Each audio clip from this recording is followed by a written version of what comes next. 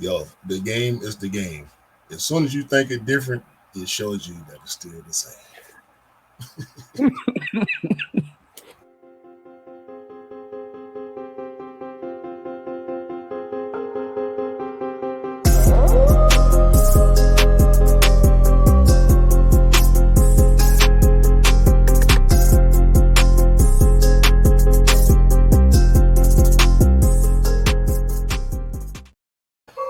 Hey, welcome back, guys. Episode 82 of the Shoe Dog podcast with me and the bro 808 Kicksator. Welcome back to the podcast. Please do like, follow, subscribe, come and chat to us. Let's have a conversation. Let's break it down. Let's go through the formalities like we always do at the start. Please do follow 808 Kicksator.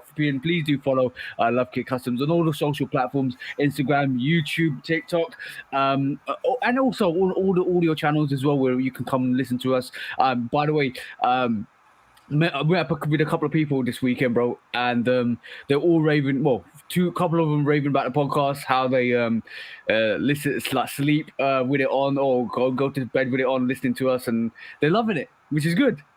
Thank you, guys. Thank you for all the love and support. I just want to say that quickly. Yeah, appreciate all that, bro. The reason I said what I said in the intro is What did you say again? Repeat it one more time. The game is the game. Yeah. As soon as you think it's different, it shows you that it's still the same. Yeah, it always will be. And I believe you're going to agree with me, because the Jordan 1 Palomino, we talked about the Palomino. We've been talking about it, but we really talked about it last week, right? Yeah. Yeah, it fooled me. What do you mean it fooled you? It disappeared. I mean, people got them. You know, you see them. It's not like a Trophy Room 1 or a Freddie 95 or nothing. But like, I see a lot of people with them because everybody was buying them, and they sold out everywhere. I didn't think they was. So they sold out, yeah? So they sold out everywhere. Yeah. Okay. I know you got a story. So I want to hear your story. But basically, bro, the Jordan 1 Palomino was a strange one for me. Like, it's kind of sitting in most of the sizes here, right? And my story is going to tie him back to our Sneaker Court at the end, because basically, I'm not going to tell you the full story. That'll be a story for Sneaker Court at the end, because I want to kind of just break it down and annihilate some people in the story. But Jordan 1 Palomino is still around here, bro. Like, you can get sizes on some of the retailers online. I think I went to an Offspring event on Friday night with Dale, and basically kind of like went there for the like little event that they got there. So we was kind of sitting there outside. It finished about 1 a.m. in the morning. So what actually really happened was, at 12 o'clock, Offspring normally releases their Jordan 1 Palominos, right? And you can just cop. And literally 10, 20, 30 minutes into the release, we could still cop. And me and Dale just stood there thinking, you know what? Let's wake up tomorrow morning, because Dale's staying over during the night. So basically, he comes down from Milton Keynes, which is about a couple of hours out of London. He comes down. He stayed over. We woke up in the morning, and we just literally hit Oxford Circus. And bro, simple as, it was sitting there in all its prime, and all you needed to do is cop. Just literally say, I want a size 10, or Dale's like, I want a size 9. Bang, there you go. That was an easy cop.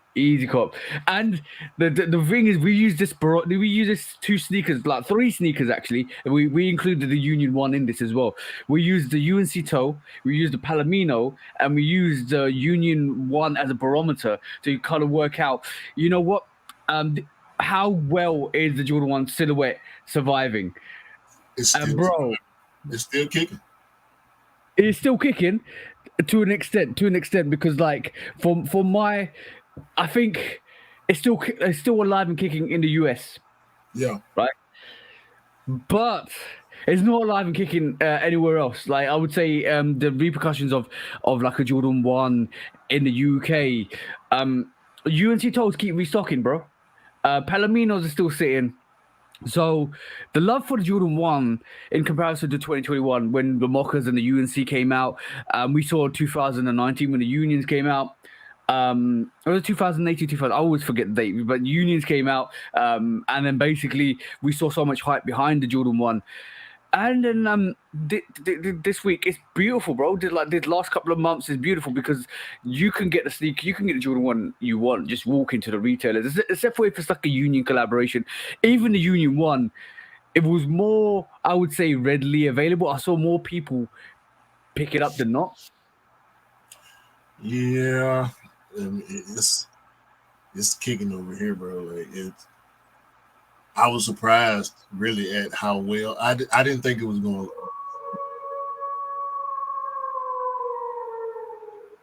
You know, sizes popping, nothing, bro. All day yesterday, this morning, I haven't seen any Palomino, nothing, bro. They out. Yeah, it's definitely out. Yeah, bro. So is I was just surprised. I was surprised at how well they did right off the top. Like they didn't linger. They didn't last, a few hours into the day like some of the other ones have recently. The ones that do sell out, it's a lot, bro. I'm still seeing like full size runs at the cement highs. Jordan 1 cement highs. Yeah, I'm still seeing Laney's. It's the steel pine greens popping up. The black toes keep popping. The black toe lows keep popping up. So I was surprised. They all go on sale. Yeah, they're all going on sale, bro. Like literally, they're all going on sale. You couldn't. It's beautiful for people that actually want to get it and buy, kind of rock them, because obviously there's going to be a core of people that actually kind of buy the sneakers because they actually love the sneakers, which is pretty much I think our demographic anyway. Because basically we still pick up sneakers. Like I think the Bulldog 5 isn't sitting around. That's one sneaker I haven't seen sitting around. No, I see it like I see it in store. Like a couple of my local stores posted pairs, but I don't think it's selling out, but it's doing pretty well. Yeah, and that's the beauty of this situation at the moment. Like I get told all the time it's a buyer's market, and I have to agree because I think I've seen resale drop up quite a bit as well. And it's good to see because basically it means that you can kind of sneakers are more accessible and sneakers are more available to the people that want them, and it's always all about getting sneakers and rocking sneakers and like the ones you really want, because passion is about the love of something, not the actual ripping off or consuming and reselling, and it's not all about profit. It's all about the passion and the love you have for something that you really want to rock and wear. Well, right now, age is like the biggest factor in reselling, because pairs that sat around 2 or 3 years ago are double the price right now. So, like Tinker 3s and stuff like that. No. International flight 6s and 5s and stuff like that. That stuff is going up in price now, and all those pairs were readily available. What was the white and yellow Jordan 1s? Taxi. No, all white and yellow. They had a barcode on them. Oh yeah, I remember those. They had the perforated lateral medial side as well. Yeah, I remember them. They sat really, really hard, bro. I bet you the price is up on those. You know what I'm saying? Most likely. You know what? I feel like it's the stuff that as like really hard, to, like not even around anymore. That's kind of really hard to get. So, bro, it's interesting. It's really interesting because. So, like, I got told the other days that I always pull out something that people don't know I've got. And that was quite interesting because like Dell came around. I had the Air Max 97 because it was an Air Max event on Friday. I had like three Air Maxes that I pulled out. I pulled out the Skepta Tailwind 5s, put it on Instagram, put it on I put the Dulux Air Max Dulux, which is another SK Skepta sneaker, and then obviously I pulled a 97 high, 97 mid Riccardo Tisci, and a lot of people didn't know I had like sneaker variations like that in my rotation because I'm not really Air Max guy, but I do have a couple Air Maxes that I can rock in need of occasions. Yeah, which was quite interesting. But yeah, it's the game is interesting, bro. The game is really interesting at the moment. Actually, I'm wrong about that. It's called First Class Flight. That one, it's actually pretty reasonably priced. It's like around $220 for our size. However, I saw the Tinker 3, the one I'm wearing today. It was like $4 something. Yeah. Guess what? Guess what?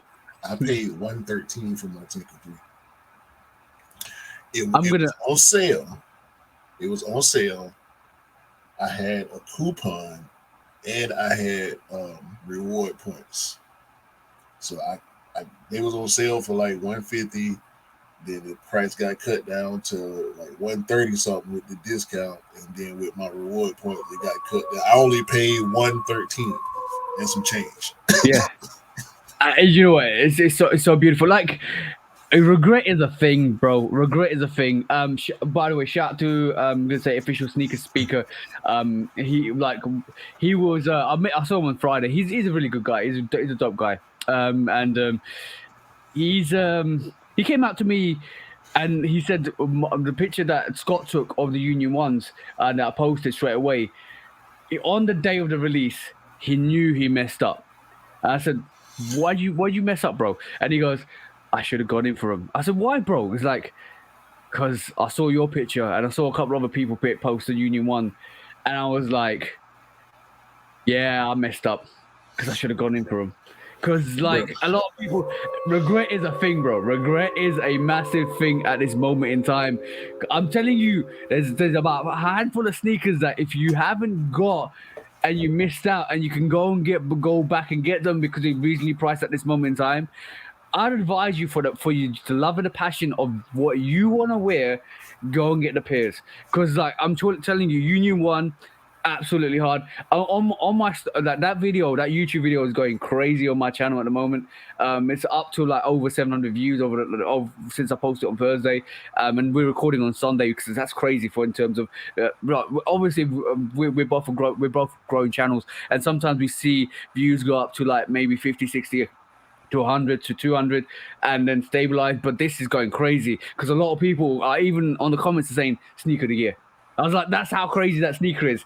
And yo, bro, like that, the Khaled 5s, I'd say there's another variation. I feel a lot of people will go back and think, oh, damn, I should have got that. I should have got that when it came out. As a lot of people, I even like shout out to Dell because he's looking for the sale pair. And he kind of regrets not going in for it. But that's what I'm saying. If you, right this moment in time, it's a buyer's market. If you love a sneaker, go and buy it. Go literally buy it. And even if it depends, bro. Because when you go looking, because I often go looking, and sometimes you have to realize what I started to realize. So like you were just saying, when you pull out pairs that people don't remember or people didn't really buy, like, or they weren't aware of, or they were a quick strike, or whatever the case is, it's not a super popular pair. It's not a super hype pair, even though when you wear it, people react to it like it's hype. You know what I'm saying? Yeah. That's how I like my collection. You know what I'm saying? Yeah. I love that. I love that as well. It's like when you pop off a pair, when you pop off like a really good pair, and a lot of people don't see it. And this is why I like wearing, and this is why this is a 101 trait. This is sneakerhead being a sneakerhead 101 school, right? If you love a sneaker, you're gonna wear it wherever, you're gonna buy it wherever. But if sneakerheads are like, I want to wear something that nobody else is wearing. And when I walk into a room, everybody sees what I'm wearing and says, wow, because nobody's seen that for quite a while. That's what every sneakerhead aspires to sometimes especially when, not on a regular occasion, because on a regular occasion, you want to wear what you want to wear. But when you go out to an event or out to an occasion, you want to wear something that's like, yo, bang. I remember those. And you know what? Instantly, sometimes I remember those. I regret not picking those up. I should have got them back in. I love those comments because you know what?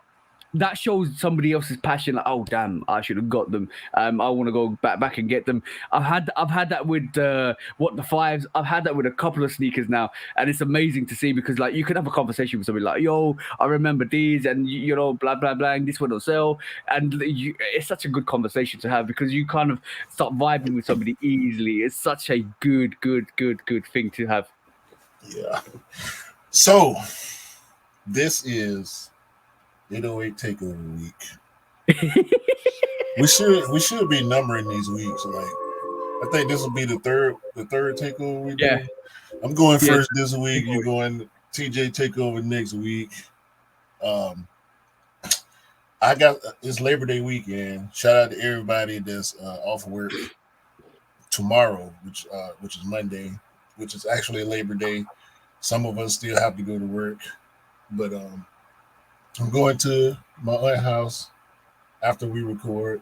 Plus, we got another show to do after we record, a live show. Yep. I'm breaking the fourth wall, which is, you know, a rule of mine that I've been trying to enforce on you. But I'm saying all this to say we can get through these quick strikes. And because it's 808 Takeover, I was compelled for some reason to do this. What I'm about to do has never been done in the history of the Shoot Dog Podcast.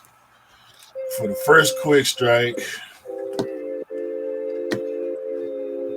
the sneaker gods have forced me. Actually, the sneaker gods have actually forced me to like some Adidas somehow.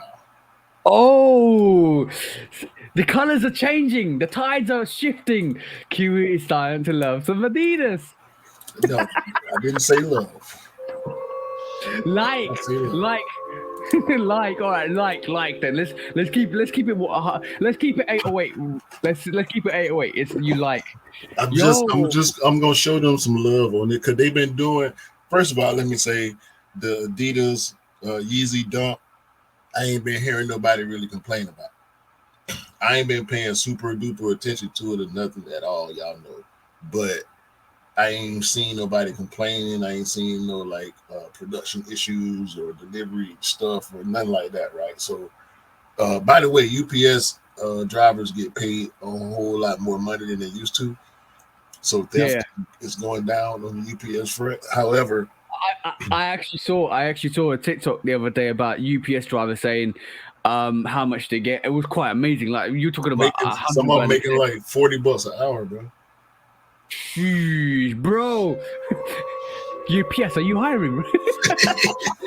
How can you not drive, bro? But yeah, this Adidas NCAA rivalry low pack. This is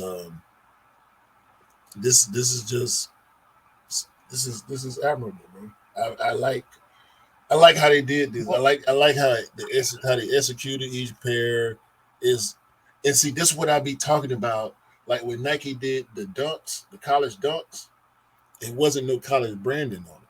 You know what I'm saying? Some of them ended up with college brand. The HBCUs, they had the college branding, which I appreciate, but Adidas coming straight out the gate with these rivalry lows with this. Welcome to the Adidas Rainbow, bro. You got black and green and red and burgundy. Yo, what's one colorway on that you instantly your eyes are drawn to? When you pull that picture up, my eyes went straight to that colorway. What's that one colorway? For me, it was the green, the Miami Hurricanes. Oh, Yeah. I'm gonna guess you went to the Burgundy. No, bro. That purple. The Washington. Purple. Oh, yeah. Washington State. The purple and they got purple and gold. Yeah. That is hard, bro. Like when you pulled it up, I instantly my eyes went straight to that purple. Bang! I was like, yo, that's dope. That's so dope. That's a good collection, bro. Yeah, I can't remember if it's University of Washington or Washington State. Yeah, it's got W in the front. Yeah, it's got W in I the know front. I know it's the Washington Huskies. I know that. Yeah. Wait. I'm not done yet. He's not. Q's not done with the Adidas love at the moment. This. I don't know what's happened. Q's changing. I gotta give it up to them when they get it right, bro. This is the Mark Gomez Aloha Super. Yeah, bro. These are bro. Great. Look at the Adidas tag at the front. Is that a ghost face on it? Yeah, I mean this is it's based on the Sidekick phone. Yeah. I remember that. I actually saw this story.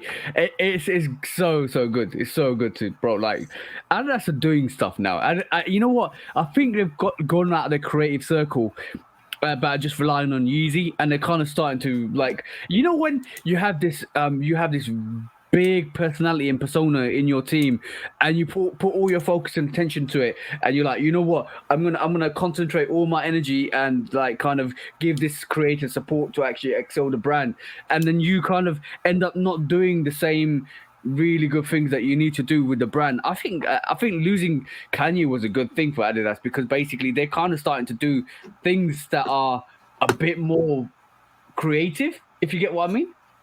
Bro, and they getting licensed. We know they're the kings of license, right? Like we talk collabs, big collabs all the time, but we know, and that's been the thing that we get on Adidas about, is their willingness to work with anybody. Like a couple of weeks ago, we were saying we could get a collab with Adidas if we try hard enough, right? But it's starting to work now.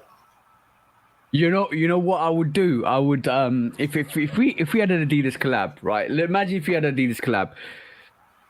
I would put a shoe dog. I would put a dog howling at the Adidas logo, as rather than howling at the moon, because obviously we know as shoe dogs we always howl at the moon, right? When we want a sneaker, right? Middle of night, midnight releases, and you're howling at the moon to get the sneaker. Well, basically, this would be another situation where you could have a dog howling at the Adidas logo, and literally it would be like a moon with the Adidas logo in it, because it would be like it looks like a Batman sign, but the shoe dog sign. Shit. And listen, that Spider-Man cleat, bro, it's official Spider-Man brand. Shout out to the companies like Marvel that's big enough to where they can do whatever they want to do. Nike, Adidas, and whoever else want a Spider-Man shoe, they gonna do it, bro. Oh, bro. Adidas is big pimping out here, bro, at the moment. Let's just be honest. Hey, speaking of big pimping, right? Speaking of big pimping, have you seen the big red boot bape? No. That's the big red bape. Right. Bro. That's dope. So is that a custom? I don't think so. Oh, that gives it more validity in terms of like the release, because bro, like that's if they've literally, like, think about it this way: the big red boot, the crop yellow boot, now the bape boot. If this is an official collaboration, that's crazy, bro. It is. Bape made it, but I don't know if it's gonna drop. But they did credit Bape for doing the boot, so maybe it was just a big red boot that they put the print on, and it's not an official collab. But Bape did make it, so why not? If I was Mister, let's go. You're right. You're right with what you just said, because look at the undertone of the sneaker, because basically the sole of it looks like it's red. It must be a big red boot kind of a Bape custom collaboration. Yo, bro. Look at that blue version. Look at that blue version. Yo, pink camo. Sheesh. I'm gonna say one thing. Like, this is a great advertisement for Mischief, and this is a great advertisement for Bape to actually get with Mischief and say, "Look, we're ready. If you want to do this, let's do this." 100%. Listen, they already got a situation with Nike going on. Mischief had a Nike situation with Lil Nas X. Why not? The enemy of my enemy is my friend. He's my friend, exactly. That's a very good saying, bro. Like, very, very good saying. Speaking of enemy and friend, right? Why is Concepts doing a Bape collab right now? You tell me, bro. I don't know, but if I was Nike, I wouldn't like it. Why? Because you're one of my big collaborators, and I'm at odds with this company. So why would you want to work with them right now? Like, which I would be looking, if I was Nike, I'd be looking at it like, which relationship do you value more? Now, if you're feeling like, look, I'm neutral in this, ain't got nothing to do with y'all argument, I'm gonna do what I want to do because I can. Ain't no contractual obligation that says I can't work with them because y'all at odds. That's up to Concepts. But Nike can then go, well, I ain't gonna work with y'all no more. Yeah. I agree with that. But like, you know what's really interesting? Like, last week we talked about the Bape forum. Sorry, Bape forum low. Right, which look like the Bape Star, the Bape Star A4 on, which we kind of that's a kind of a bit of a like not a sly, underhanded, like, but it's official because obviously it's not Nike silhouette, but it's a sly way to say, yo, we're still gonna do what we're gonna do. Now Bape look like they've done a collaboration with Concepts, and now they reached out to Mischief. Is this the Bape revolution, like basically reinventing themselves to actually kind of become more relevant, like they used to in the late 90s and 2000s? Excuse me. I can agree with that. That's what it looked like, the show, and it makes sense because if they're gonna keep having trouble going forward with the Bape still, which is a big product for them. It makes sense to shift away from the sneaker thing for a while, at least until this Nike situation over with, and they know exactly. But they're doing it. But they do it look like so. They're doing it in a way where they're not trying to do what they used to do, like basically take a silhouette and kind of like have a lawsuit on them. But like with the whole Mischief collaboration, they know Mischief takes the designs of other silhouettes, so they did the same thing with Mischief. They took their silhouette and made it a Bape boot. Yeah. So from that perspective, I think they kind of, if you can do it to other people, we're gonna do it to you anyway. Because you know what? If you're gonna throw a lawsuit at us, we're gonna like Nike's gonna throw a lawsuit at you and blah blah blah blah blah. That's fine, right? Yeah. So it's like a good lawsuit merry-go-round in terms of that. I'm gonna sue you. You're gonna sue me. You're gonna sue the other person. I'm gonna sue somebody else. And you know what? Money just goes from one hand to another. That's the lawsuit merry-go-round. Let's just be honest. Like that's what's happening at the moment. Like Adidas is suing, Nike suing. Adidas is suing Bape. Adidas is suing this or not Adidas. Nike is suing Bape. And Nike suing John Geiger, Cool Kaya, blah blah blah. So Bape, but that's the thing, right? That's what I'm saying. So Nike and Adidas got a thing. Bape and Nike got a thing. So it makes sense for Adidas and Bape to work together. Yeah, yeah, and you know what? That's an official collaboration as well. That collaboration is official because it's authenticized with Adidas and Bape. Now, then But Bape, they've been working together. Bape and Adidas been working together for years. Exactly. But then also on top of that, Bape are doing the concept collaboration. Then they without the actual without the actual kind of go ahead from Mischief, they actually just took their boot and actually put Bape camo all over it and kind of put it as an exhibition. Maybe it's like, all right, Mischief, you take other silhouettes, we're gonna take your silhouette. Don't complain because obviously you're hypocrites. See what I'm saying? If you could do it, we could do it too to you guys. But and you know what? It's almost like Bape's like, you know what? Before Mischief was around, we were doing this before you even were kind of a concept in the sneaker cell. Like literally, before you even thought about doing what you're doing in 2023, we were doing it back in the 2000s. See what I'm saying? So that was more like, and it'd be good if they actually did a proper collaboration, Mischief and I'm pretty sure Mischief and Bape, like that collaboration would hit. I'm not like even the apparel would hit a lot. I mean, this concepts Bape stuff is cool, but I don't know, bro. I think Nike just in such a mode right now with all these lawsuits that it probably wasn't a very smart idea to collab with Bape if you got any interest in working with Nike. But bro, like it's almost like if Nike's getting sued, or a company's getting sued, they can't sue another company just to get the money back of the lawsuit that they've actually lost. It kind of feels like that, bro. At this moment in time, there's too many lawsuits going around at the moment. But yeah, but that's good. That's a good move from Bape, to be honest. Let's be honest. They've kind of reinvented themselves, which is good because I think they lost a lot of traction over in the late 2000s anyway. Because like there was like they changed the model of the Bape Star. It didn't hit as well. It wasn't as great. They were kind of left the States, came back to the States now recently, and it feels like they're kind of making some proper moves, which is good, which is definitely good. Well, you know, they end up changing ownership too, so I'm pretty sure like some of that crazy mix up stuff had something to do with that too. For sure. With the people who started it, the people who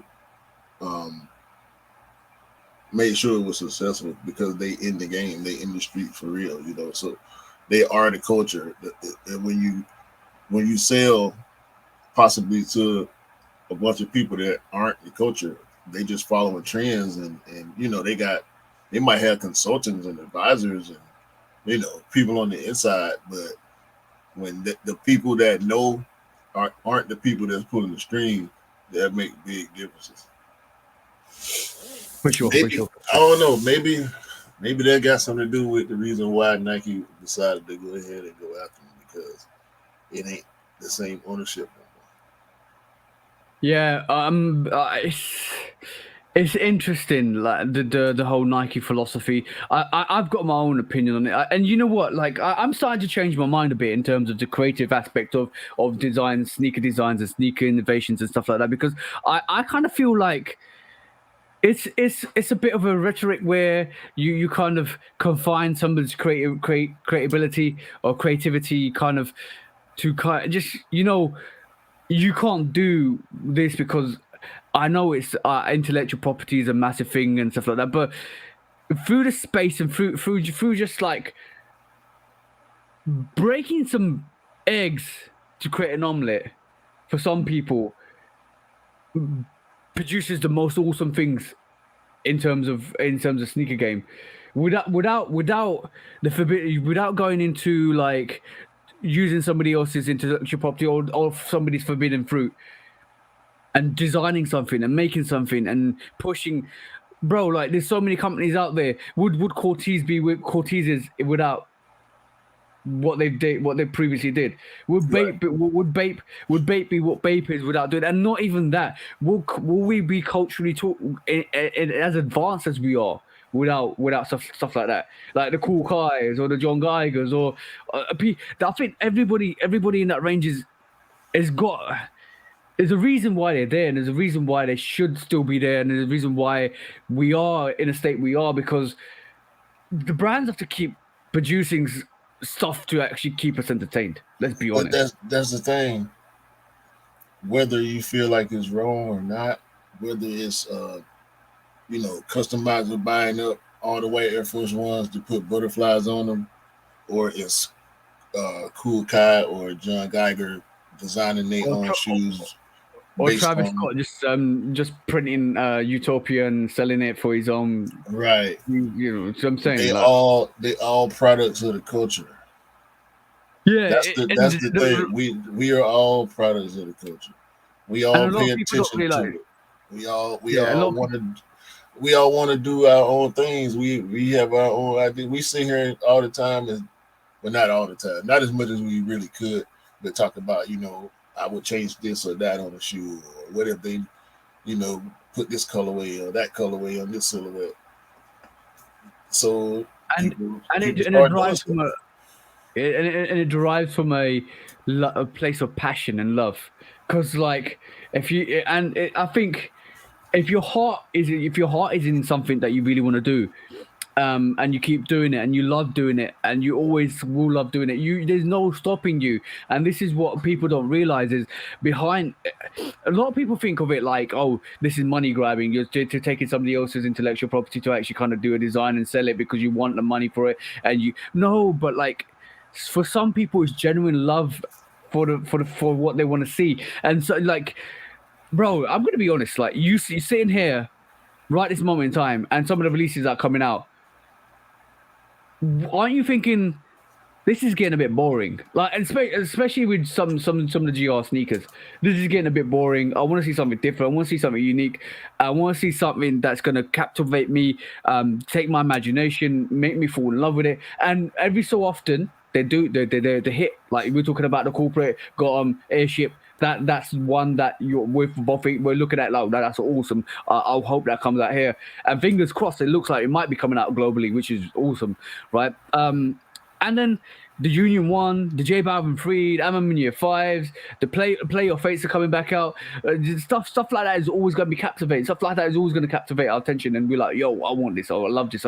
And like this is why we see renditions of the Reimagined, the 85 cut, because it's the brand keeping reinventing old silhouettes to make them relevant for the time, because people don't, if it keep releasing the same old silhouette all over and over and over again, I think people just get bored with it. And I think the Jordan 1 silhouette is a prime example of the fatigue of oversaturation, and I think that's one reason why I feel like people like that are relevant, because it keeps the narrative and keeps changing the game. Yeah, it's the outliers, man, and some people gonna roll with that mentality. I mean, I don't knock it. I'm not one of them type people. Like, I like what I like. I don't knock people for buying whatever they like either. Like that's the point. More that make the odds better for me getting what I want. However, this year Nike and Jordan, they just convinced that we need to go back to the trap. So they're gonna help us get back to the trap in style. We saw the waterproof Air Force Ones. Now we got triple black winterized Spizikes. Spizikes. Yo, I was happy. No, one thing I'm gonna be honest with, right? I was happy to see the Spizike return, because I think that's one of the hardest hybrid sneakers around, right? I personally think that I do like a lot of hybrid sneakers. I do like the 312. I think this one. You know what? I'm gonna be honest. I do like the MVP. I do like the Jordan MVP. I just don't like the materials on it. Right? I don't like the materials. I don't like it. Looks cheap. It just needs to be a bit more better, in my opinion. You need to kind of do a collaboration on it. Maybe like bring somebody on to do a collaboration with the MVP, and it'll be dope, right? I'm glad to see the Spizike return, but I'm also not glad to see this colorway. What? Because I remember the Spizike being colourful, imaginative, different looks and variations, a whole mashup of something with different colorways on it. I remember that, right?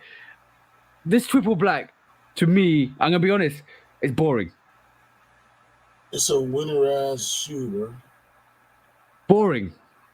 To me, that's my personal opinion. It's boring. It's a black. Do you not like all black shoes? I do like all black shoes, but bro. Every time I think of a Spizike, I remember different colorways all over the place on a Spizike.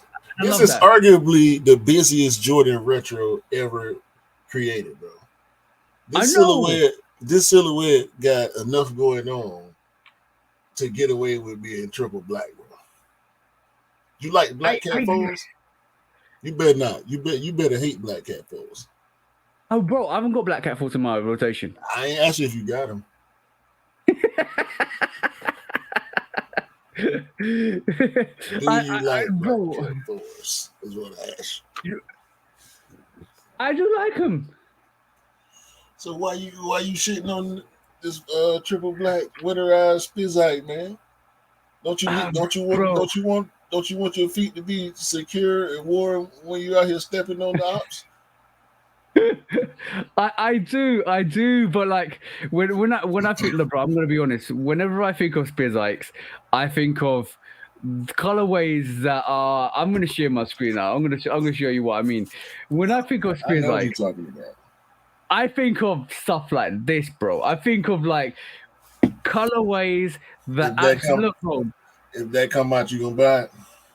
Yeah, of course I would. I would buy that. Okay. I would buy the Do the Right Thing Spizike. Okay. And you know what? Honestly, I've been for the last year or so, I've been looking at Spizikes and looking at what the prices are, what the condition is, if it's worth getting. I've been looking at it. Honestly, hands up. I've been looking at it because I like them. I do like Spizikes, and a lot of people don't like them. A lot of people think, you know what? Yeah, they're just a hybrid sneaker, but every sneaker, I believe, is a relevant innovation to the game. But I'm really surprised. I'm really surprised at your take on this because I felt like either one or two things were gonna happen. Either you were not a fan of the Spizike and you just appreciate it for whoever wanted it, or or you were gonna get optimistic about the prospects of OG colorways and other colorways of the Spizike coming because this Spizike is coming. Because that's where my mind went when I saw this. I said, the Spizike is back, and a lot of people gonna be happy. A lot of people gonna be hating, but a lot of people act like they miss Spizikes. So we gonna see what happens. You know what I'm saying? I'm gonna. One thing I'm definitely gonna say, right, is I said at the start, I'm happy the Spizike is back. I'm really happy the Spizike is back because we can get the OG colorways. We can get some crazy colorways. We could, you know what? Travis Scott better do a Spizike. That's all I'm saying. So Travis Scott better come out and do a Spizike because, yo, you know how crazy that would be. I'm just saying, right? We'll talk about Travis in a minute. But I know we are because I've already seen the news. Right? I'm just saying, I'm happy. I'm so happy the Spizike is back because I will be picking up if the right colorway, the right Spizike, I would be picking it up. 100%, I will pick it up. No word of a lie. The quality on point, colorway on point, classic colorways. I'm going to pick them up. But I'm gonna say what I said, bro. I just believe that this all black. It's fine. Bro. Nah. It's fine. I just don't know, bro. I'm not saying that I'm going to cop, but I like the. I've never been, and this is a grade school size that we're looking at, by the way. Yeah. I've never been a fan of the Spizike. This triple black actually makes me like the silhouette. Ooh, that's a statement, bro. You know what's gonna happen with this, bro? You know what's gonna happen with this.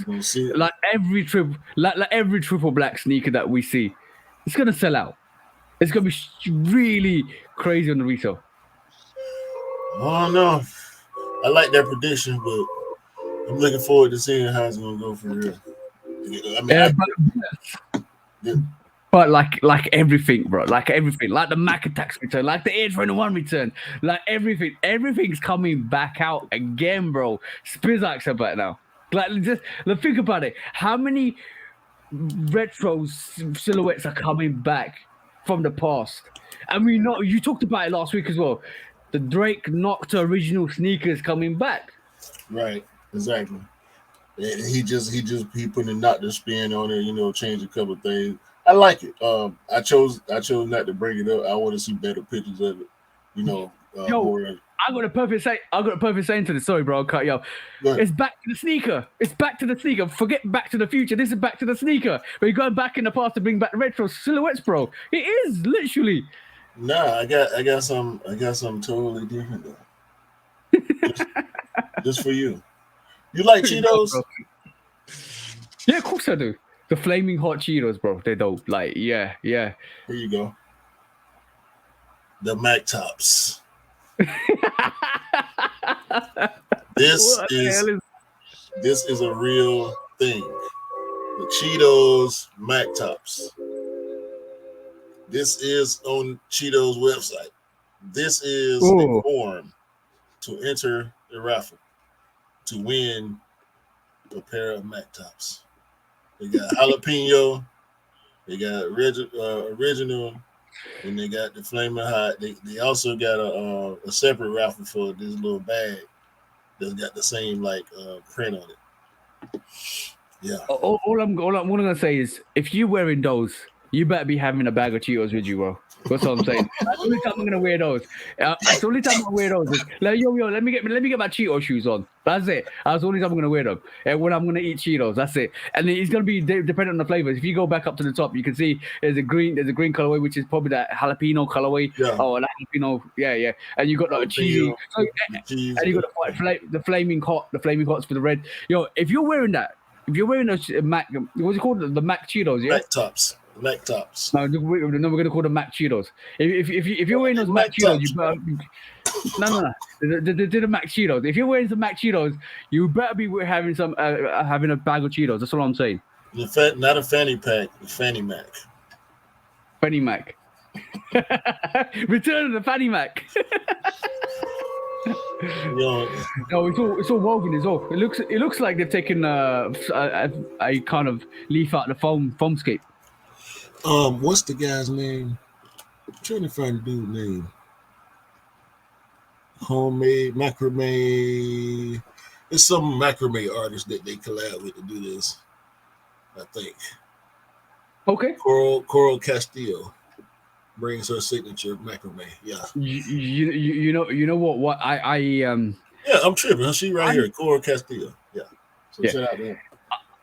Shout out to her. But like, I'm surprised. I joined the raffle too, so hopefully. Did you? Yeah. You better be holding a bag of Cheetos when you actually post that. If you put it on your feet, it's a free raffle. So I think it's super limited, bro. It's probably super duper limited just because it's free. They ain't in a hurry to give away no whole bunch of pairs. And you can. They only got one full size one. That's it. No, there's only 2 sizes. What? No, actually, there's only one size. Men's 10, women's 8.5. That's the only size on the raffle. So it's samples. You know what I'm saying? Pretty much it's samples. For statement number 1, I'm surprised Cheetos haven't done a mac and cheese crisp yet. Basically, Rob, hey? That'd be nice. Yeah, but I'm surprised that Cheetos don't actually go and think, you know what we could do is get a pasta and kind of make it into a crisp. Make it a mac and cheese. Well, people crisp. Do that. People make pasta chips, bro. I can't do it, bro. I don't want no fried pasta. Like that. And number 2, it almost feels like this sneaker's like you like what do you call that? Fits all, or one size fits all. That's basically sounds like what this is, that sneaker that you can kind of put on your feet. You know what? That's a good invention. Like imagine you got a bigger size, you got big size sneaker, and then you press a button and it kind of sneaker just shrinks into your form. No, you talking about like the Back to the Future mags, the actual Yeah, Marty yeah, yeah, McFly, yeah, yeah. not the mags that people wear But when they're that doing was a flip that about. was self-lacing. That was But the actual we're shoe talking that about. Marty, like his jacket, you know what I'm saying?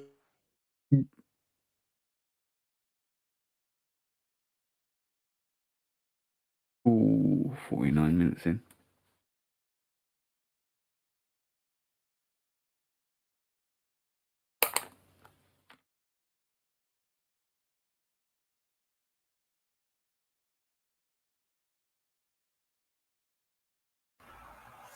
But yeah, bro, like Marty McFly jacket, he hit the button and it shrunk to fit him.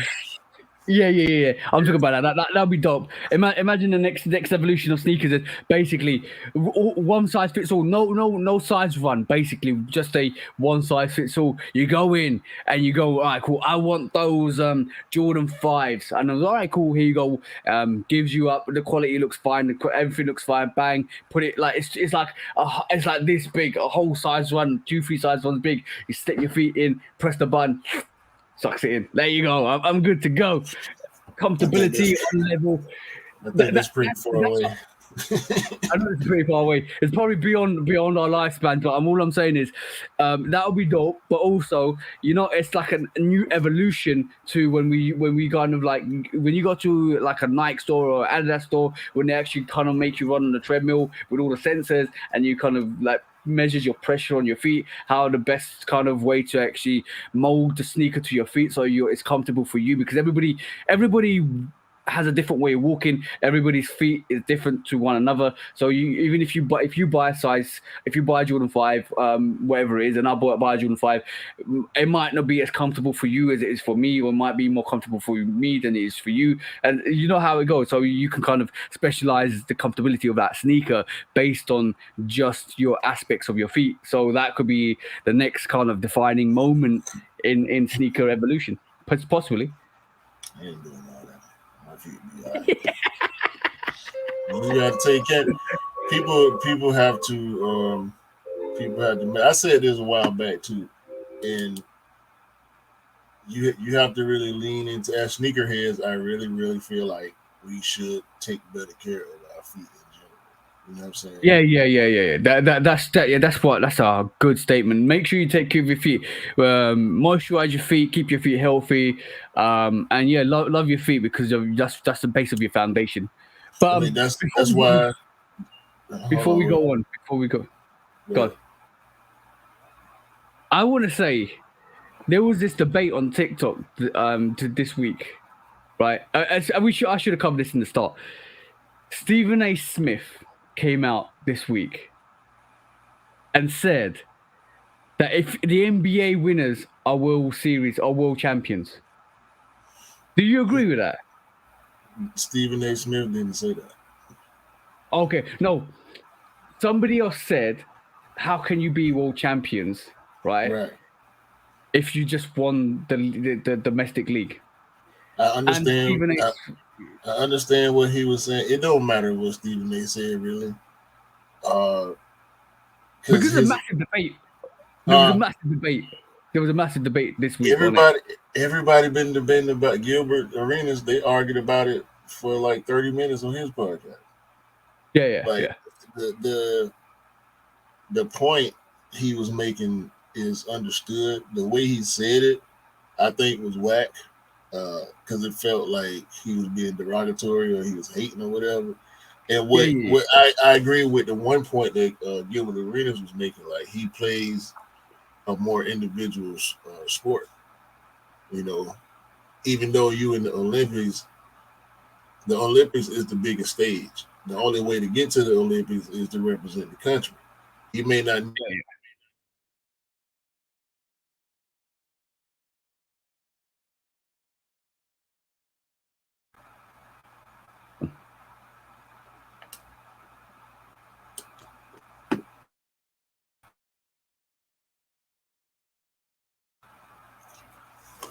So what I'm saying, what I mean, he might not necessarily care about the representing the country part as much as he does about the competition part, the going to win, to be the best runner in the world part, to be the fastest man on the planet part. That's the individual competition part.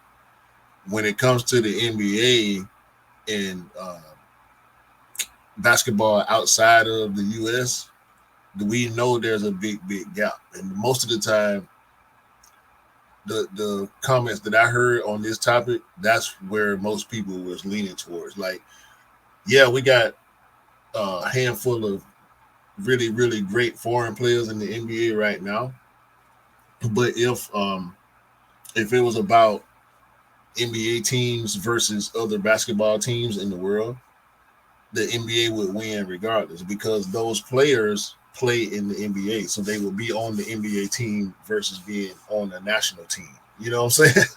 Yeah, I agree with that. But basically, it's kind of in that aspect alone, it's being you're downgrading everybody else's league, which I think you can't technically say, you can say you're the best team in the world. On paper, you can say that you're the best in the world, but you can't call yourself World Series champions or champions of the world because you haven't tested yourself outside your the domestic arena. And the prime example everybody's been using is the Premier League and the Champions League. The Champions League is a league, is a format of competition where all the best players play in the Champions League. But the Champions League, they're called the champions of Europe because your team is the champions of Europe. But you have to go and play in a FIFA Club World Tournament to test yourselves against all the best teams in the world. Then you can classify yourselves as champions of the world. And Liverpool went and did that after they won the Champions League. And a couple of other teams did that. But in certain cases, when Chelsea went and won the Champions League and got beat by Corinthians, which is a Brazilian team, and they're supposed to be the best team in the world, right? Well, but technically, Champions of Europe normally wins that competition, but a Brazilian team went and beat them. So from that aspect alone, you can't call yourselves champions of the world or world champions until you tested yourselves against them around the world. And your argument is, yeah, I do. Your statement is correct. I think the NBA team like the Lakers or the Warriors would probably go and smash 90% of the teams around the world, but you haven't played the rest of the teams around the world, so you can't. Guess what? But guess what though? USA is beating the brakes off everybody in the FIBA World Cup right now, and those aren't listen. Those aren't the best players in the NBA that are playing on that team. Yeah. But the thing is that there's another thing as well because hold on. We ain't even supposed to be talking about this. This is my show. Yeah. You're bringing up topics on my show that I did not have on my itinerary. We're not finna do this. I'm not finna let you hijack my broadcast. I made my initial point.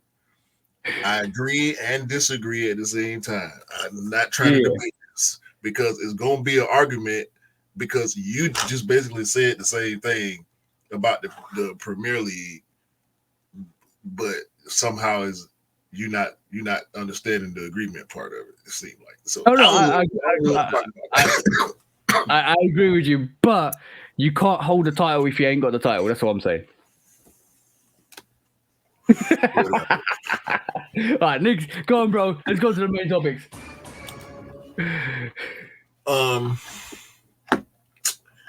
Yeah, bro. I'm tired of wondering about what Travis gonna do and when it's gonna happen. Cause now we got a whole nother silhouette, and somehow people I gotta say this. This ain't got nothing to do with the point. I got so mad when I saw somebody call this. Somebody posted it as the Nike cut the check, Travis Scott cut the check, or Jordan cut the check. It's not, bro. It's not. This was one of the sneaker media outlets. I can't remember which one it was. What is it? This one? No, they called it the right name. The Sharkadon says Z Sneakerhead. However, for a quote unquote reputable sneaker media outlet to post this picture with the wrong name when it's clearly a totally different shoe was stupid to me. It pissed me off in the moment. But this Sharkadon, clear inspiration from this Nike Zoom Spiridon. I like it. It's got the Huarache, the mesh Huarache strap, mesh, the sail, the white, the brown. I like this more than I like to cut the check. Really? Yeah. I think I can understand why a lot of people got mixed up with this sneaker and the cut the check because and is cut the check the official name for that that variation of Travis sneaker? Because I thought it was just maybe it's I don't think it's been given an official name. I think we've made the name. Oh well, it's whoever the sources were. Whoever the sources were got the name. I mean, it is what it. We never know, bro. Because I think. Go ahead. I just think it's a spin on the fact that Travis has actually got his own silhouette, so he's cutting the check with Jordan Brand. I think that's the pun of it. Anyway, maybe I don't know what the name is going to be called. Maybe called Cut the Check, but probably will most likely be now because obviously it's very popular within the urban sneaker realm. But I can understand why a lot of people got confused because it kind of does look similar to Cut the Check, but if you knew what the Cut the Check sneaker looked like and the fact that this has got a strap and all of that stuff, I can understand why people got confused. But like we say, bro, everybody's really quickly like really quickly on stuff like this and don't check the fact check, that's what it is. So they end up basically just calling it what it is and thinking of calling it what it is. I know. I saw the same thing with you, bro. A lot of people calling this the Cut the Check sneaker, but it's not. Nah, I mean, we all know Travis love brown, bro. So he gonna put brown on everything. Every chance he get to put brown on something, he gonna do it. So just pay attention. But nah, bro, I like these way more than I like the Cut the Check silhouette. Like. Okay. I want these. I want these more than I wanted to Cut the Check initially.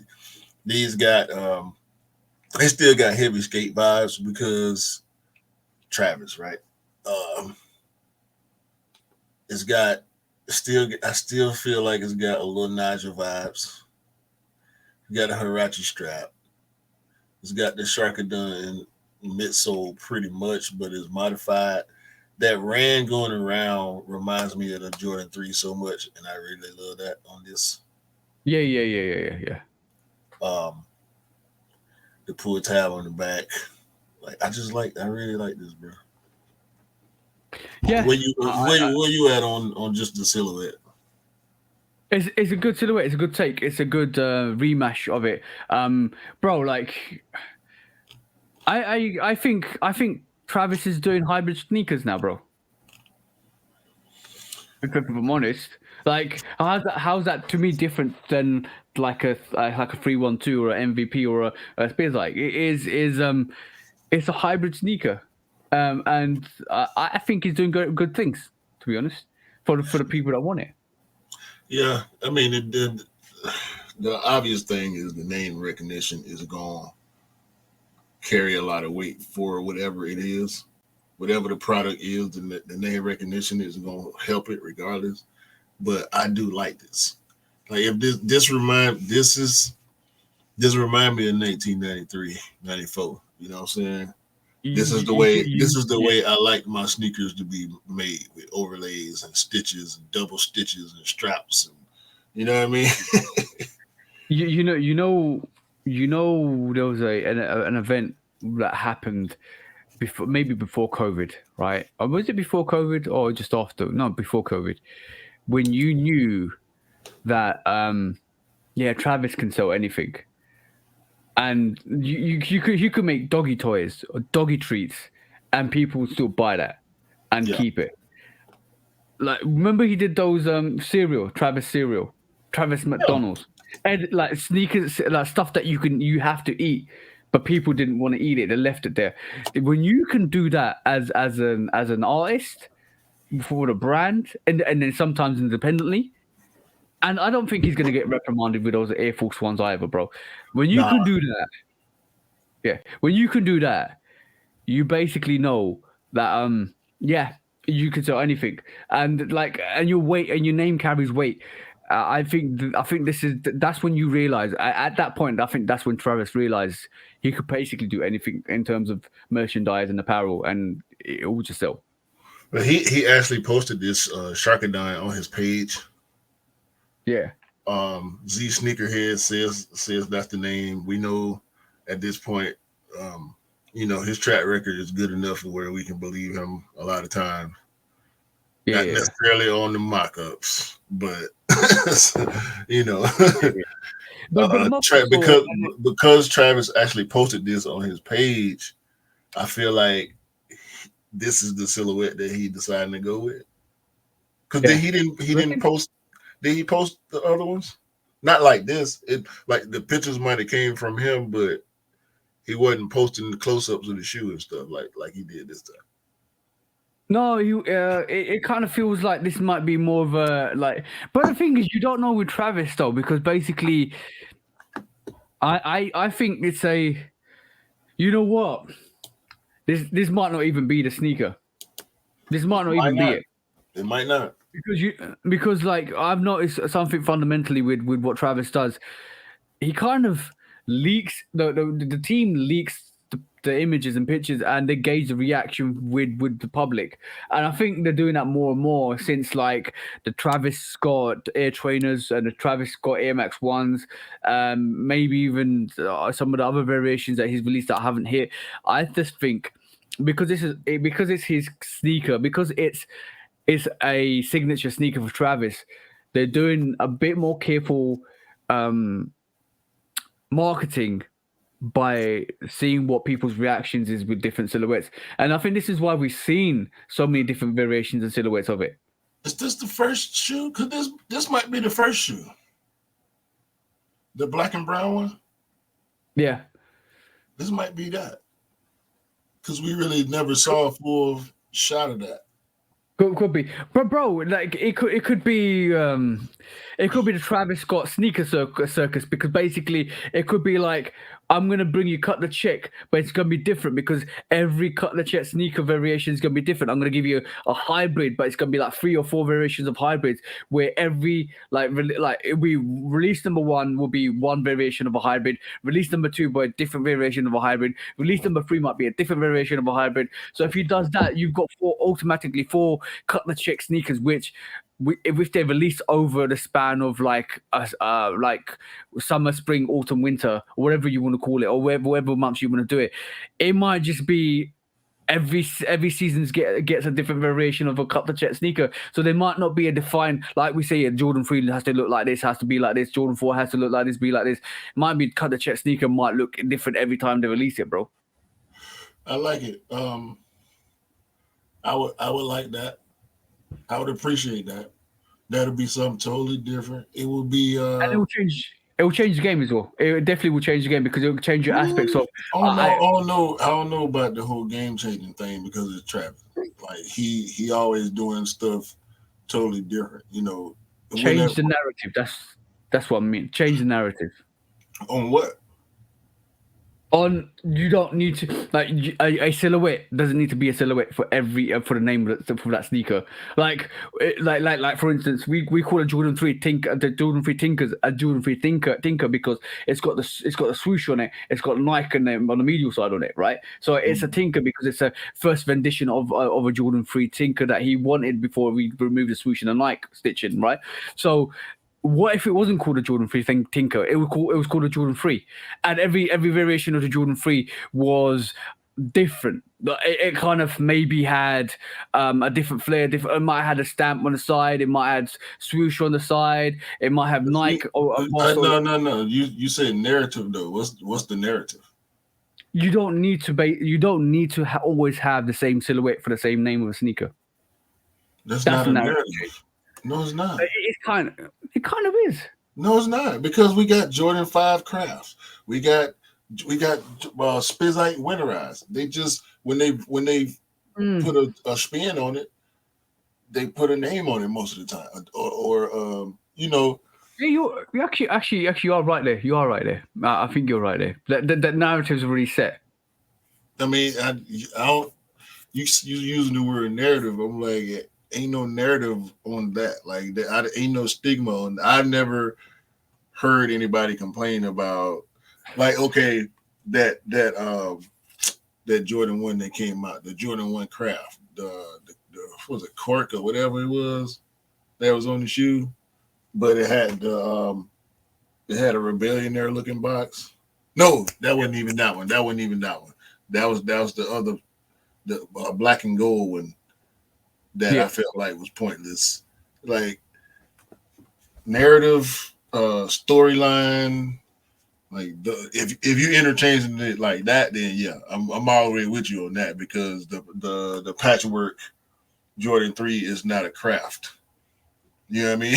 But the 5 craft and the 4 craft and the 1 craft. So now they got this craft narrative or craft series, or whatever you want to call it, that they rolling with. So I don't know, bro. He can do. I just feel like he can do whatever. That's why it's just easy for me to, when you laid out that idea of, okay, we done seen all these silhouettes. What if he just like, man, just make all of them? Or what if they like, we can just have this be the Travis 1 and 2 and 3 and 4, or whatever. However they want to do it, I'm with it, bro. Because I don't think they're even going to call it the cut the check 1, cut the check 2, cut. I don't think this is going to be cut the check. Bang, here you go. It might be the shot. It might be the Sharkadon. It might be the cut the check what we've seen, but it might not even have sub names, bro. It might not even have subcategories. It might just be, here's the cut the check, and this is totally different to the next cut the check, and it's another totally different to. Imagine the next cut the check is a high variation, but they're just called. It's just called cut the check, but it's based on maybe a Jordan 5 and a Jordan 6 and a Jordan 10. Who knows? Guess what though? If they don't put something on it to differentiate it when you're talking about it, when you're not looking at it, we gonna do it for them. The first one is gonna be the 1. The second one is gonna be the 2. They ain't got to put a number on it. If they drop a low and then drop a high, the low one is gonna be the low and the high is gonna be the high. Even if they don't say it. But we'll probably end up calling it something like what we just said, to cut the check Sharkadon, or to cut the check mocha, or whatever variation it is, or all out brown. Like, basically we'll just call it whatever we want to call it, but it will always be a cut the check sneaker. It's interesting. We haven't even got a release date for this either. No, the one story was saying 2024. I ain't even want to look at the date, bro, to be honest with you. And yeah, because it's gonna keep coming, bro. It's gonna keep happening. This time last year we was talking about Travis Sevens. I mean, it's easy, especially when you get something. And he gave us this. You know what I'm saying? So obviously this is gonna be a big story in the sneaker space for as long as people want to pay attention to it. Hopefully everybody then got their rocks off on this, and now we can go back to stuff that we know is coming out. Exactly. I'm tired of people guessing, bro. I appreciate this because it came from him.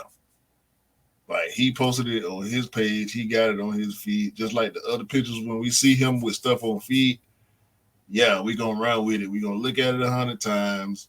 We gonna come up with our theories and release date possibilities and blah blah blah. That's the fun part, not the mock-ups where you just throw a back of swoosh and some brown on a random silhouette and say Travis finna do this. Yeah, I think at this moment in time, we with Travis and with a lot of things, we're running into like the Chinese zodiac. This is the year of Travis. Like last year, probably was every year you can name something different. Like last, you could probably say the year of the Khaled. So I'm basically saying 2023. When 2023 started, Travis was on game. This year is the year of Travis. Every month. I don't know one month where we've gone without mentioning him. Every month it's been constant. Like, well, we're gonna get a 7, we're gonna get a 3, we're gonna get this, we're gonna get that. Have you seen the brown variation of the Travis Scott? Have you seen the cut the check? Have you seen this variation cut the check? Have you seen the concert? Khaled didn't have a bigger year than him last year. I know. I'm just saying. He's still when he making sneakers, he still dominate the space every time. As much as like Joe Freshgoods or Salehi or Action Bronson, which we don't talk about. We mentioned them before briefly, but like them Action Bronson, Baklava, New Balance, whatever number they are, those I believe they deserve to be in a general sneaker of the year conversation, just like the Unions. But if we went general, like when we do our stuff, we stay us. We keep it most of the time. We keep it based on what we caught. We don't do general, like everything that released. If we did that, our list would look a whole lot different, and the Khaled's probably would not have made my list from last year. Mm-hmm. If I put everything in, all the New Balance, all the what's the other one?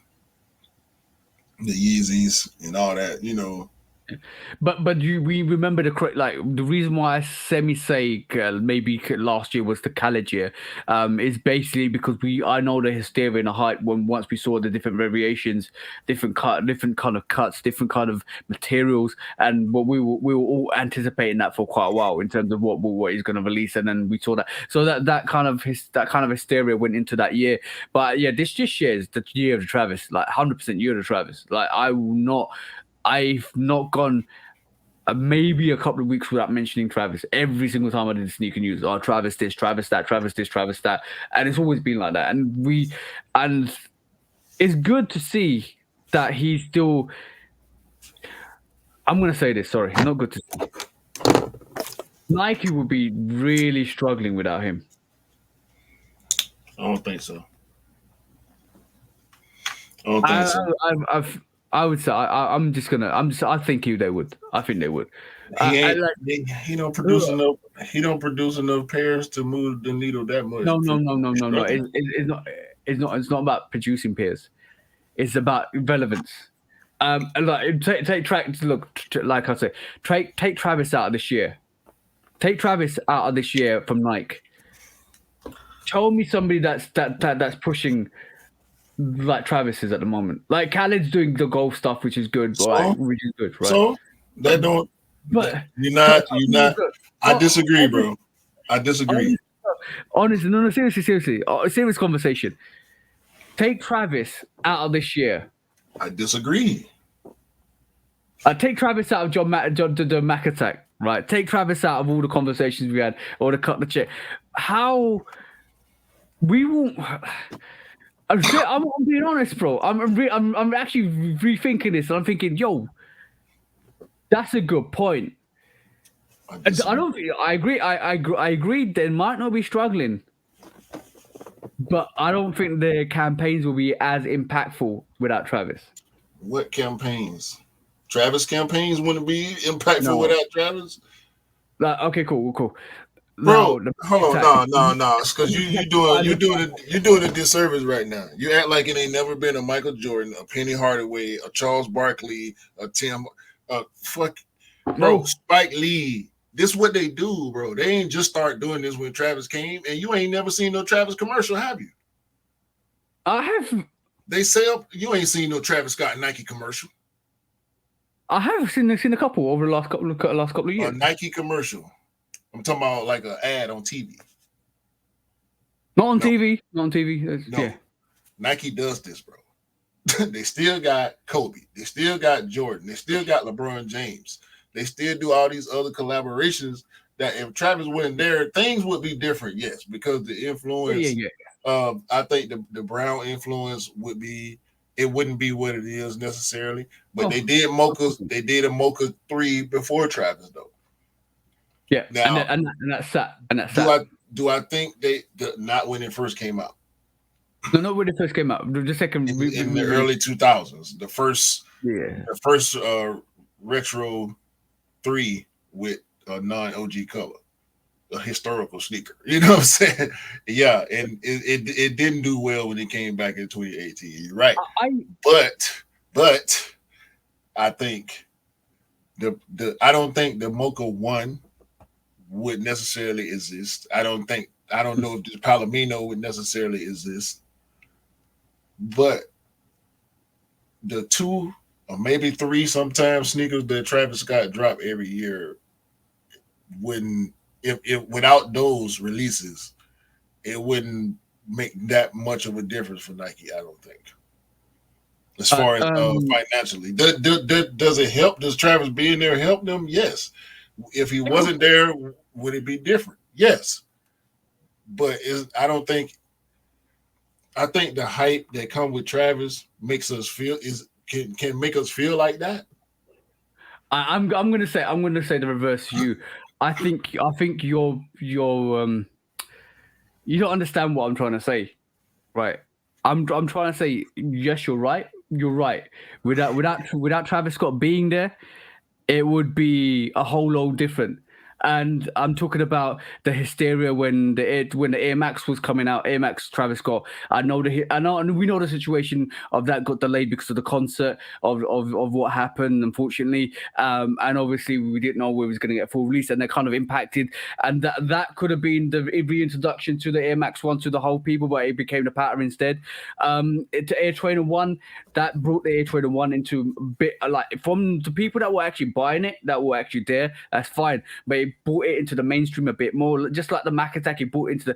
I think it's kind of a disservice to kind of say that him not being there would be a massive impact.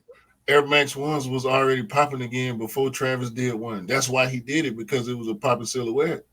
People don't even rock the Travis Air Max like that. It's not even one of his better silhouettes in the overall opinion of the culture. Yeah, I do agree, but same thing with the trainers. He did the trainers because they was coming back, and he like them. Cool. A lot of this stuff. I'm sorry, excuse me. The Brown, I would give him. I'm not giving him credit for the Air Max 1. Oh no, I'm no, not no, giving no, him no, credit no, for no, the no, no, for the Jordan 1 being what it was, none of that, bro. The fragment was already a thing. He wanted to do his spin on something that already existed that was super hype.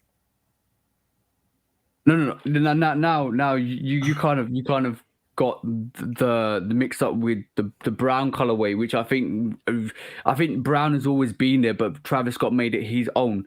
I'm not saying he made an Air Trainer 1 his own. I'm not saying he made an Air Max 1 his own. I'm just saying he did. He did make them his own. I'm not trying to take nothing from what he did. You know what I'm saying? What I'm trying to get at is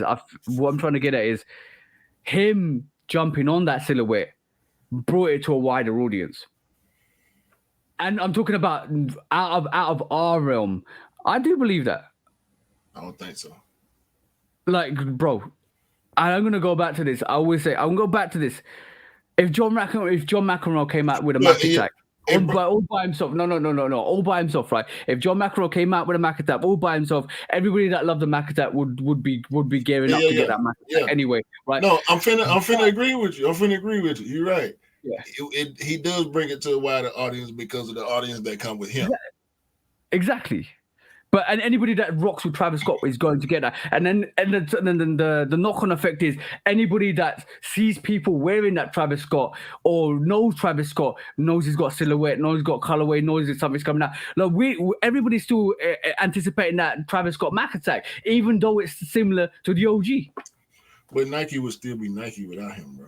They always been. Yes, and I agree, and they'll find a different variation, a different way. But the impact of Travis at this moment in time is the reason why I said what I said. Is I think without Travis Scott, Nike would look a whole lot different at this moment in time. Yeah. Yeah. So we agree to agree. That ain't what you said at first, though. I would, but the thing is, Travis is such a huge beast in itself in terms of it transcends the person, and it transcends into a phenomenal company and phenomenal engine and vehicle of just consumerism that I do believe, like, bro. Travis is, to me, is similar to what Kanye previously done with Nike and Adidas. From that perspective alone, like, we know what he did with the Nike Yeezys as well. So from that alone, I just feel I feel like without Travis, Nike would. No, I think I was a bit disrespectful when I said Nike will be struggling. I don't think Nike will ever be struggling with what they do, because they'll find new ways and methods anyway. And I agree with you on that. But I think having Travis in your corner, it makes life so much more easier. Yeah. I ain't not gonna disagree with that at all. But it was the word struggle, bro. That word. I mean, they all struggling right now, as far as what the climate is now versus what it used to be. But as far as being number one, I think they would still be number one without a doubt. And that would be something else. You know what I'm saying? That would be someone else. Maybe I don't know. And that's what I'm trying to get at. Who on Nike's roster? If Travis was to leave Nike today, I'm right this moment in time, Travis is. I'm just saying, hypothetical. Travis comes out and says, "I'm starting my own company. I don't want to be with Nike. I want to make all the millions. I don't want my name to be associated with Nike no more." Who in the Nike roster at this moment in time can step up and demand the same amount of commercial success than Travis can? Nobody right now. And it's gonna take years to build that. Well, you ain't say that though. You said struggle. Saying, bro. You keep trying to stop trying to justify the fact that you said struggle. That's what you're trying to do. Your point is valid. It was worded wrong initially.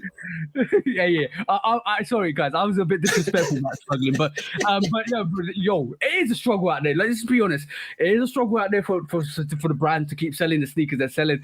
I said this to you the other day as well. I think like next year, the anniversary of the Jordan 4. After that, I think the Jordan 4s are gonna start to die off. Once we get the military, I think from my perspective, once we get the military blues and the Jordan 4 reimagined breads or black cements. After that, the only sneaker that's going to be the retainer is that white cement 4, because everybody wants that white cement 4, because we've seen all the other silhouettes. We've seen the fire reds come out. We're going to see the military blues and the breads. The only retainer is the white cement 4s. And from my perspective, this is another situation where we're always waiting for the Chicago 1s. We was all waiting for that Chicago 1. And when it came out, Lost and Found came out, it kind of petered off. Like, it was petering off anyway, and then started to peter off. And obviously, all the GR releases for the Jordan 1s ain't doing as well. I can see the same scenario, bro. Once the military blue and the black and the reimagined 4 comes out next year, the only thing that's hanging on to the Jordan 4 is that white cement. And once that drops, I can see a decline in Jordan 4 sales, and it's already happening, bro. Like, I think the frozen moment sat. And to be honest, the amount of people on TikTok that were raving for that sneaker, like, I want that, wait, raffle. I was getting so many like messages off TikTok to say, yo, where can we get this? Where's the raffles and stuff like that? But bro, on release day, I walked into the retailers of Foot Patrol, and they were sitting there. You can get it, all full size one. So what we saw with the Jordan 1 is now starting to happen with the Jordan 4. So the next couple of years, we're going to see the same effect on the Jordan 4 with the Jordan, what we saw with the Jordan 1. We'll see. It's only a matter of time, bro. It's only a matter of time. You just like making you like putting bad predictions on the coach. What do you mean bad predictions of the culture? No, it's a good prediction, because you can go into the shop and pick up all the Jordan 4s you want. Just like you can go and pick up all the Jordan 1s you want, because they go on sale. You can go and pick them up. You can get the discount value. You can get them for under £100. You can wear them. You can love them. You can rock them. You can treasurize them. You can case them. You can do whatever you want to them, because it just means accessibility is great. accessibility is great, but like everything else we know, there's always a negative effect to sneakers being available. I know we're at the cusp of buying a consumer buying. It's like the bull run or the it's like a bull run. Like now it's the consumers can go and buy whatever they want, but there will be a time and a place when we won't be able to again because the brands will re-strategize. Mm-hmm. And you pushing that date forward every time. I'm not. I'm just. Look, bro. It's just some little on me here, bro. It's just me here. We're talking. Probably Nike probably doesn't listen to us. Adidas probably doesn't listen to us. New Balance probably doesn't listen to us. They probably don't know we exist. So what we're talking and saying and the narrative we hold has no relevance to the brands because they don't listen to us. So they'll do whatever they want to do. So what we can do is just predict what we can see, and what we can see is what we're predicting. No, but spells are words, and the way you be believing some of this shit you be saying sometimes, I'll be like, he really want that to happen. And if it happens, I'm gonna be mad, bro. I'm gonna be mad at you. Abracadabra, hocus pocus. Yeah. Nah, remember when you kept saying how easy the lost and founds were gonna be to get? Yeah. And everybody got them except you.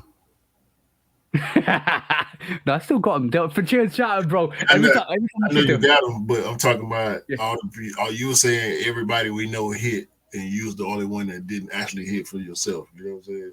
The karma came back, but to me, that was a lesson in stop trying to make so many predictions sometimes. Because I just got a taste of that with the Palominos.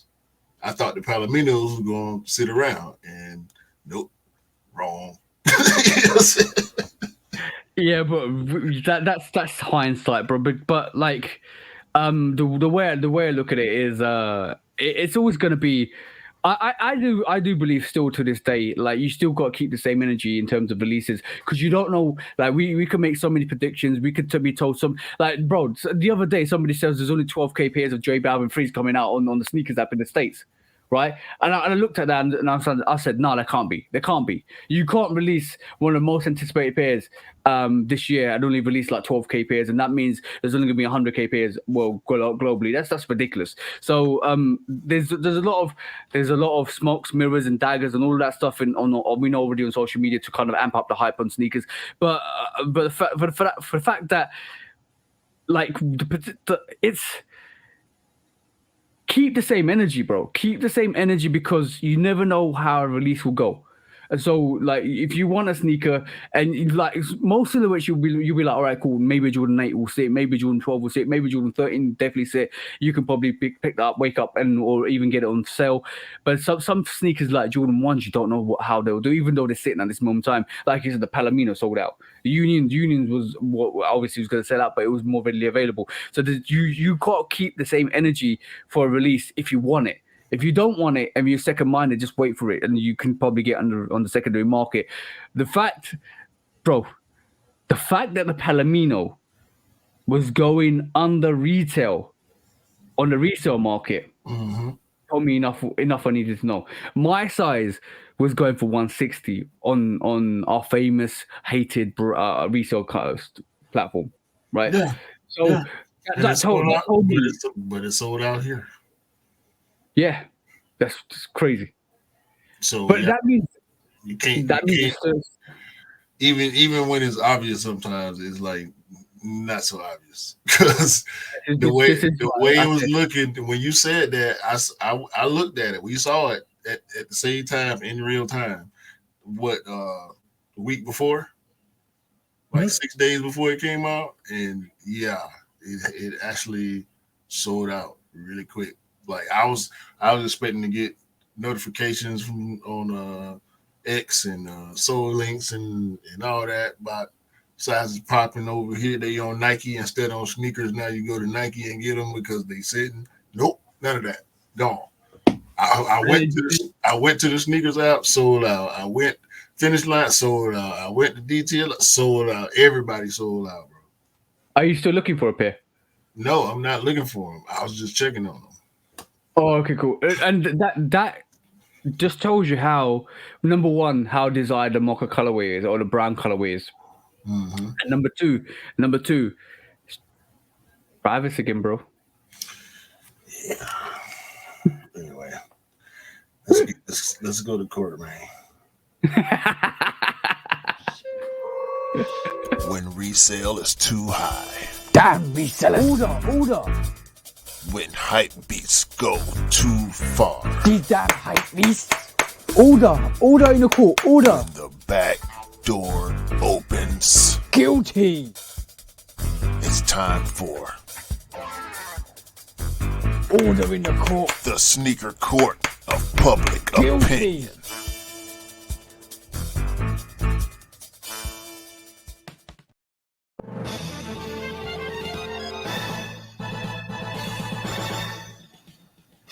Guilty. Welcome to the sneaker court of public opinion with me, Judge Public Opinion and Executioner. What's up, bro? I don't know, man. You gotta yo. Is this story time? It's a story to at least this week I got the actual name correct. Last week I actually messed up. No. Hey, start to me, bro. No, you said the case came with a story. Yeah, the case came with the stories. Earlier today, earlier in the podcast, I mentioned about the Palomino one. So basically, right, I think I mentioned this. I think I mentioned this prior, but the Palomino one. Me and Dale woke up in the morning, on Saturday morning, 9 o'clock.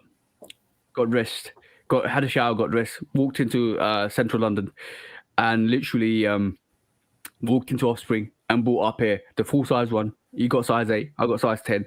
Look out for the review, which is probably going to come out this Thursday. I got a couple of things to say about that sneaker, but you got to check the review out. But basically, I'm going to say one thing about that. We walked into Offspring, we got up here. We walked down back towards the car, and I'm not well, no word of a lie, bro. There's a Foot Locker. If you know Marble Arch, Central London, there's a Foot Locker, and opposite there's a resale shop. But you don't know it's a resale shop because they dress it up like it's a normal retail shop. So you walk in, it's got clothing on the side, it's got sneakers, it's all shrink wrapped like the resale shop should be. I don't think they buy sneakers. They don't have people come in to sell sneakers. All they got is display of sneakers with the prices, right? So on release date, 40 minutes after release date, is Palomino ones sitting in the shop. And mind you, if you wasn't aware of the sneaker game, right, and you wasn't a sneakerhead, and you walked into the shop, you would think this is the exact price you have to pay for that sneaker because you're not aware of StockX, Goat, Fight Club, eBay, none of that stuff. Your prime location is Marble Arch, Oxford Circus, which is prime consumerism for people and tourists, right?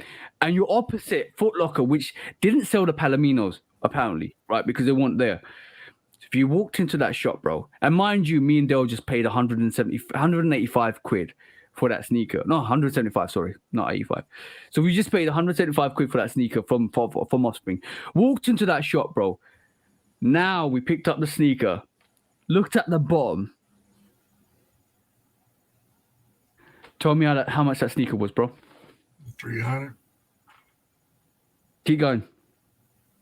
What? Keep going. 4? Nearly. 360 quid. Right. But you could go down the road and they're sitting. And you know what? One thing? That sneaker looks sus. That sneaker looked like the brown was too brown. It didn't look right. It didn't feel right. It looked like a UA, bro. So not only, number one, you got that sneaker. I don't think they buy sneakers, by the way. This is why I said, this is why I emphasize that it's not being backdoored. I don't think they buy sneakers from people that approach them. They're that type of store. So you got Palominos on release date, 40 minutes after the release, in your store, probably a full size one, and they don't look or feel right. What does that mean, bro? They're selling fakes. That one there, bro. Me and Dale looked at each other and was like, what? And everything about that store seems sus. Yeah, bro, I'm taking them to court because that's profiteering off vulnerable people once again. And you know what? I put it on my story on Instagram, and I said these resale shops are tripping. And a lot of people said that's the price that most of the resale shops are selling their Palomino ones for. Okay. That's crazy. How are you selling Palomino ones double the price? And this is why one of my predictions I made a long time ago on the podcast, about maybe 6 months ago, I can't see the validity of resale shops lasting. In terms of brick and mortar resale shops, sorry. There's a lot of resale shops here. You talked about this before. Yeah. You told a very similar story about that same store before. Yep. And you very took, much so, bro. And you took it to court. We also had the conversation about people being vulnerable and people being malicious or predatory, like predatory business practices. The resale game, in a nutshell, is kind of a predatory business in the first place. Yep. But if you buying, because of what it sounds like to me, I'm just gonna put this on them. They buy early stuff, whether it's fake or not. They may or may not be smart enough to know if they buy fake, more than likely they stuck with it, because once you pay for it, it's yours, right? Then what? Yep. You're gonna put it on the floor because you got to sell it because you got bills. You know what I'm saying? The store has bills and you have your own personal bills, and you got to pay for all that. So that's why the stuff be so much higher. You could probably easily find somebody that would sell you a marked up pair, for less than $360. Especially, if you don't know no better, you don't know no better. And I feel bad for you. You know what I'm saying? Yeah. I would hate for somebody to walk in there and buy them funky looking Palominos where they can go down the street and get a real pair for half the price. But you gotta take the good with the bad in some of these situations, bro. So people like that, people that run them type of operations, bro, they gonna fail because you're gonna develop a bad reputation. You're gonna get your little W's here and there from people that don't know no better, but you're not gonna be able to live off that. So it's it's scandalous. It's absolutely scandalous. And like the last time I went to a resale shop pre-COVID, it was like, this is probably like 3 or 4 years before COVID even hit. I went to this resale shop. They was the black. This was around the time the Satin Black Toes released, right?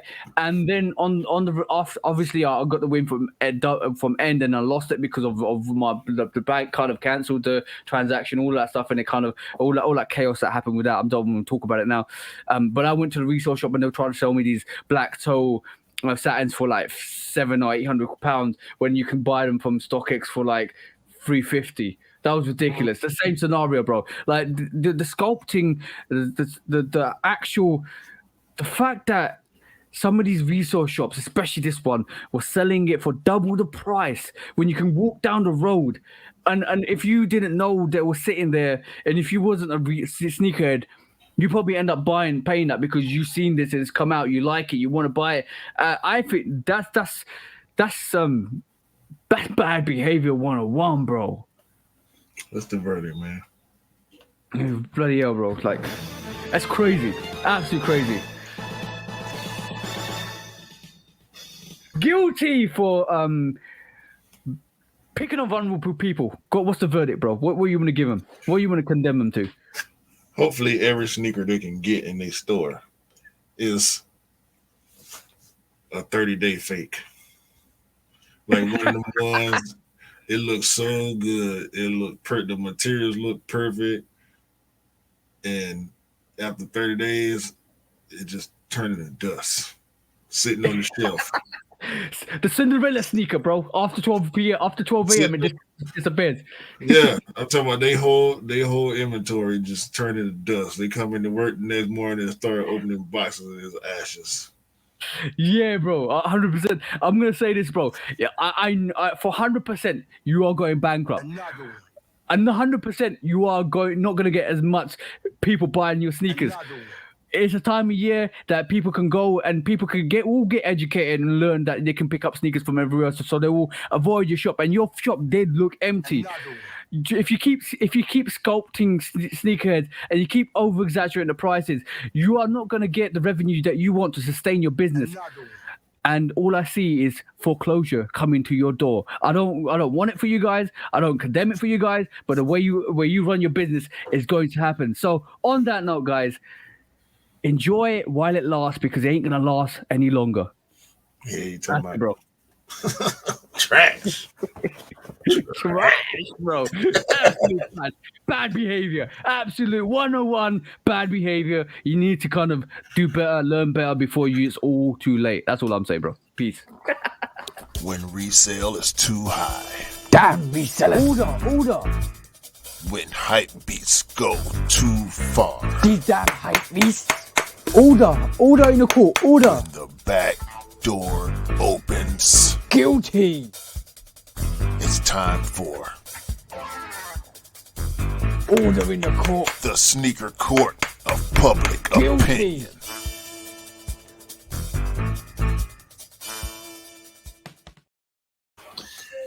Yeah. You know what? You know what the best thing about this time, right this moment in time, is?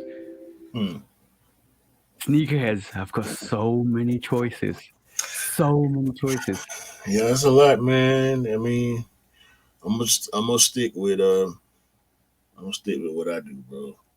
I see a lot of stuff, new stuff that be interesting sometimes. Every now and then I'll step outside a little bit, but yeah, I'm gonna stay in my lane, man. Because we got a lot. We be having so much coming just on the outside. I don't want to venture too far away from the path, you know. Yeah, you know what? One thing I remember people telling me when I was picking up, when I started picking up Air Trainer ones, a lot of people said, and you know what? I always say this now as well. I repeat the same sentence: "You're in trouble." Like because people know once you get into a different silhouette, it's a whole new catalog. So when like I was talking to Del, he wasn't into fives like that, and then until he started seeing my fives, and I said, "Bro, you're in a whole world of trouble." He goes, "What do you mean?" You got this, you got that, you got this, you got that, you got this, you got that. You got the catalog is crazy. Like we know the catalog with the Air Max ones, we know the catalog with the Air Jordan ones, we know the catalog with the Jordan 3s. Now, if you start introducing 4s and 5s and 6, it becomes a whole complex situation where you end up getting pairs and pairs and pairs. You want this, you want that, you want this, you want that, you want to go back and get this and that and this and that. It becomes a whole new catalog. You might as well start it's like going to a whole new retail shop and you're discovering a whole new wardrobe. Staying away. Welcome to the Jordan 5 shop. I'm good where I'm at, man. Good where I'm at. Yeah. Exactly that, bro. That's it, bro. Episode 82. Big arguments, man. Big arguments. It was, bro. It kind of felt like that, but it was fun. Nah. You can Q is sitting there preaching all peace and love, no violence. Hey, man. Stay away from the Nike slander here. Let me take care of that. I'll decide whether we can talk bad about Nike or not. Only me. You know what? You surprised me today, though. You surprised me today. Yeah. Hey, man. Adidas love. Where'd that come from? It wasn't no love. It was just a little spotlight. I don't let them folks. Oh, bro, I'm glad my seeds are sprouting. It's not.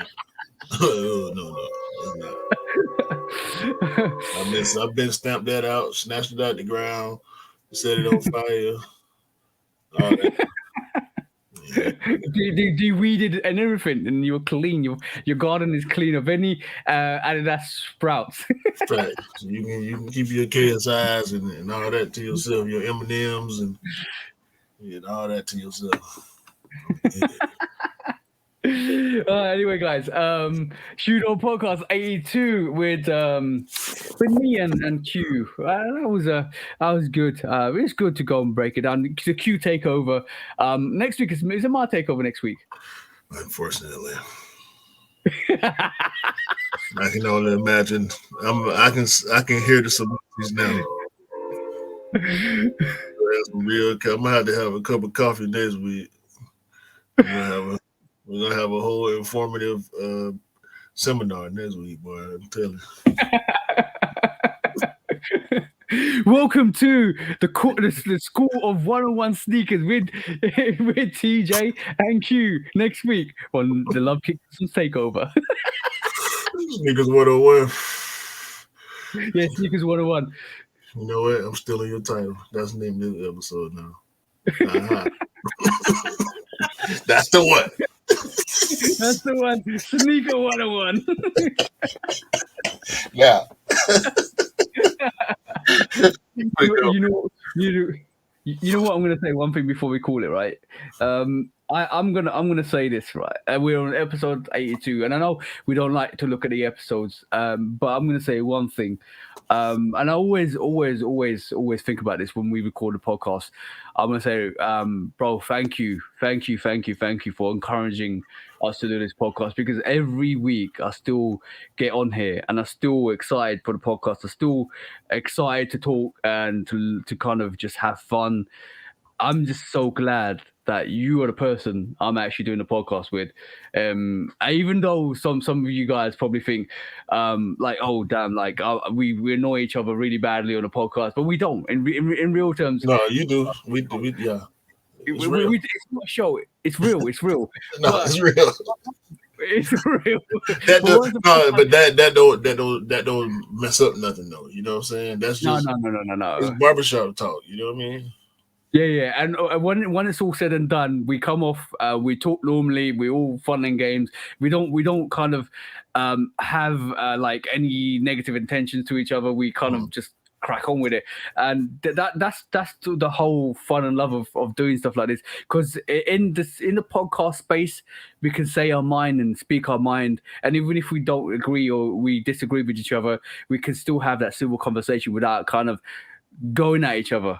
Like in terms of like, you know, like really going at each other, because I think we have love and respect for each other massively. But I just wanted to say a massive thank you, bro, for coming up and inviting me to actually do the podcast with you, because I enjoyed it so much. It's just so much fun, so much fun. Whatever, bro. I don't care about that. WW mushy. What is this? This is. We talking about shoes, bro. Where's all this coming from? Q's uncomfortable now. Nah, bro. You know I rock with you. You know I rock with you. Bro. It ain't no. Yeah. Anyway, bro, call it before we start saying something different that we don't even mean. No. Say what you mean and mean what you say. If you change your mind, say that and say you was wrong or your opinion changed or whatever. And also have a great day, great week, great month. We only got a few of them left for the rest of the year. So let's make it count. Let's make it count. Let's make the right decisions. Moving forward, it's about to get cold outside. It's holiday in the U.S. Y'all be careful. People going to be drinking. There's going to be a lot of barbecuing. For some reason, I know people are going to be shooting fireworks, and this is not one of them type of holidays. So be careful with the fireworks. I know y'all going to do it. I hate it for y'all. I'm good. This episode 82, man. We out of here. Yeah. We out here. Peace out, guys. Peace out. Take care. And see you guys soon. Peace.